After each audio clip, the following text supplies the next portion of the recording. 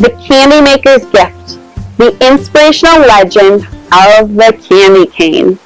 It's not just a sweet treat. Okay.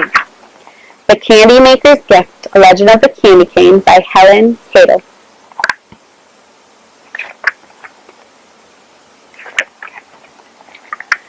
Long ago, on a cold wintry morning, a warm light glowed in the windows of a candy shop.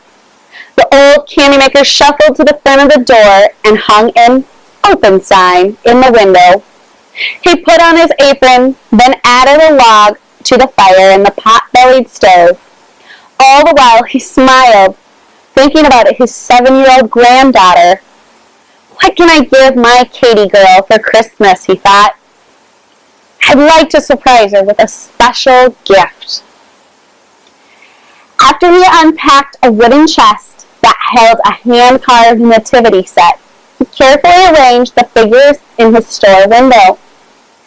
The Candymaker bustled about, cheerfully refilling candy jars with mints, butterscotch drops, jelly beans, and candy sticks. He chuckled as he thought about Katie and the village children. He knew all the children's names and their favorite candies. He's got a good memory. Looking over his list of Christmas orders, the old man marked an X beside the names of families with children. I'll slip an extra bag of candy for them, he said to himself.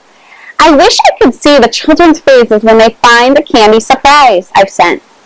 Humming a Christmas carol, he opened the cupboard and took out an assortment of sugar, flavoring, sacks, and ribbons. I wondered what he's going to make. Suddenly the doorbells jingled and a blast of wind and snow blew into the shop. To the old man's delight, a group of children scurried in like a flock of little birds. Laughing and talking, the children crowded around the candy case. Joey, the youngest, pressed his worn mittens against the glass. The old man smiled at him and thought, times are hard since his father's died. Everyone except Joey laid their coins on the counter and picked out their treats. The Candymaker chatted a while he packed their candy in small bags and tied them with ribbon.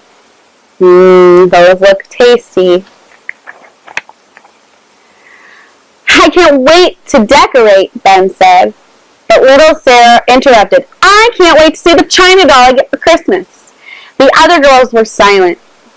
Cara and Marianne will probably receive only one small present, thought the Candymaker.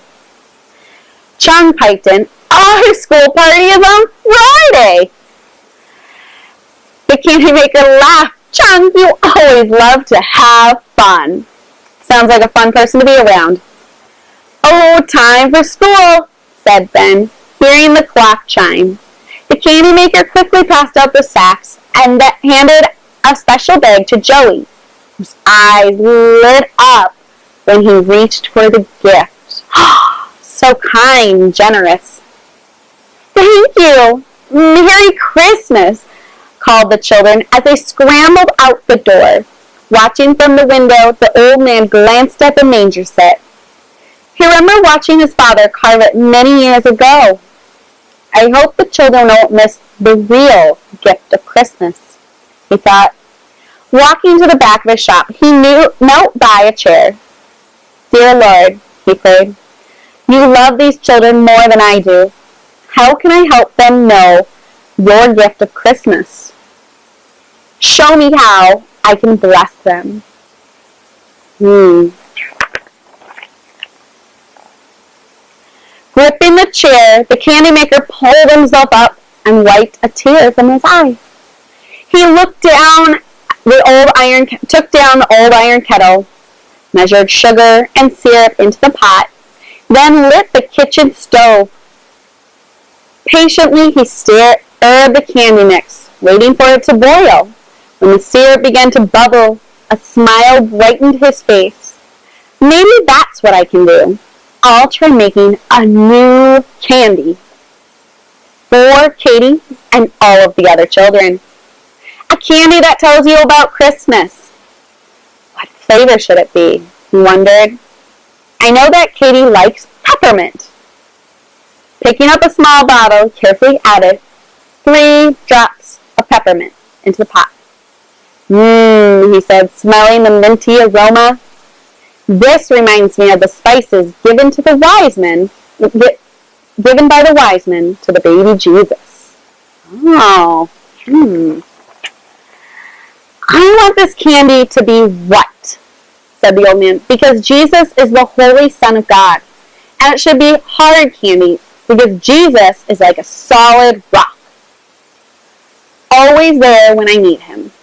The candy maker poured the thick golden syrup into a bowl to cool. He looked around his shop, wondering how this candy could be different from ordinary candy sticks. Greasing his hands with butter, he took the stick glove from the bowl and began stretching it. The more he pulled, the smoother and whiter it became. But he felt discouraged. I just can't think of anything new. Show me what to do, Lord, he prayed. His gaze fell upon the nativity set, and an idea flashed in his mind. He quickly rolled the candy into the shape of a long rope. Then he cut a shorter piece and curved one end.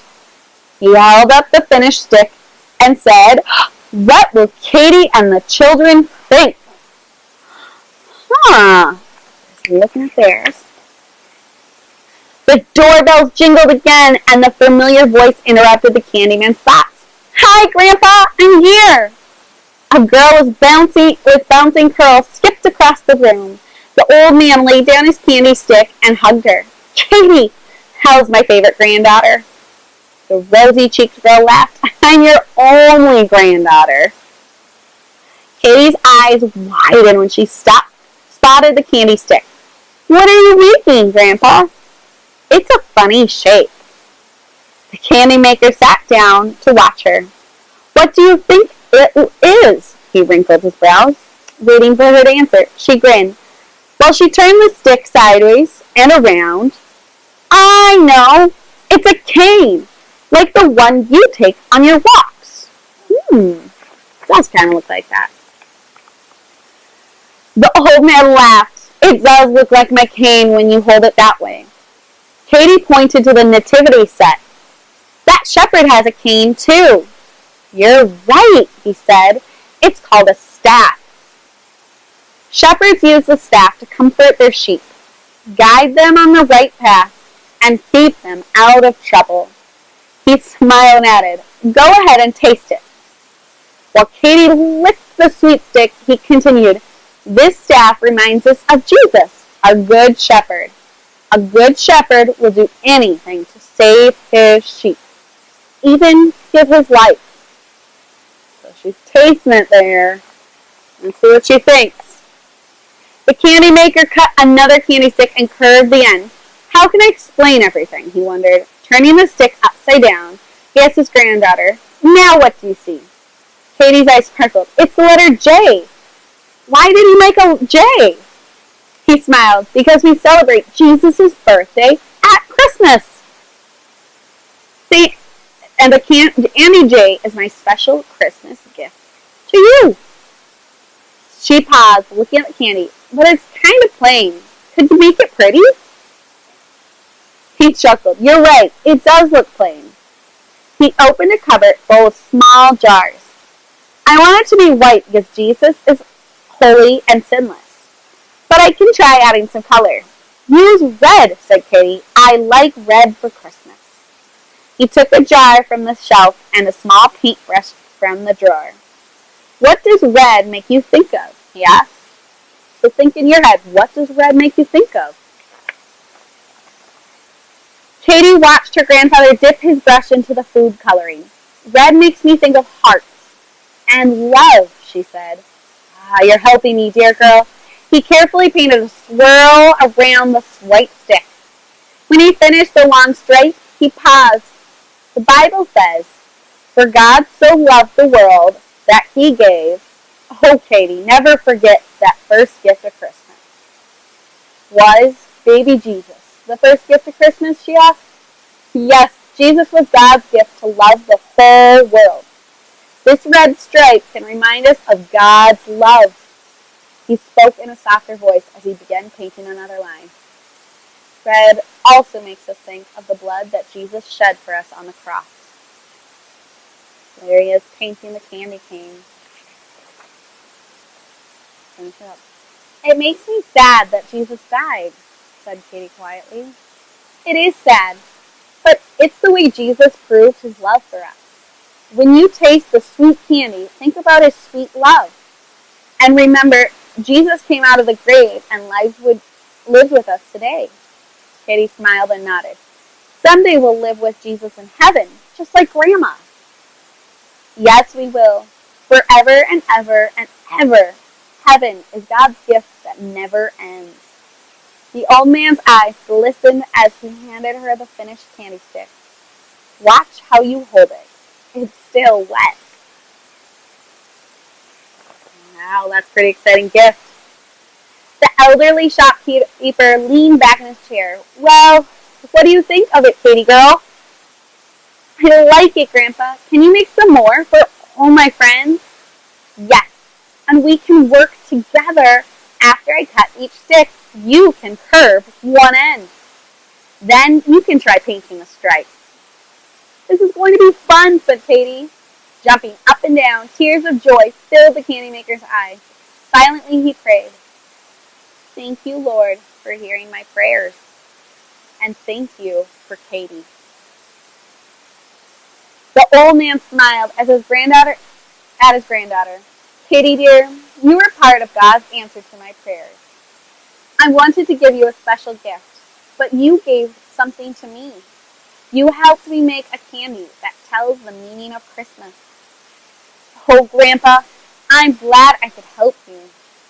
Katie threw her arms around his neck and hugged him tightly. Let's thank God for helping both of us, he said.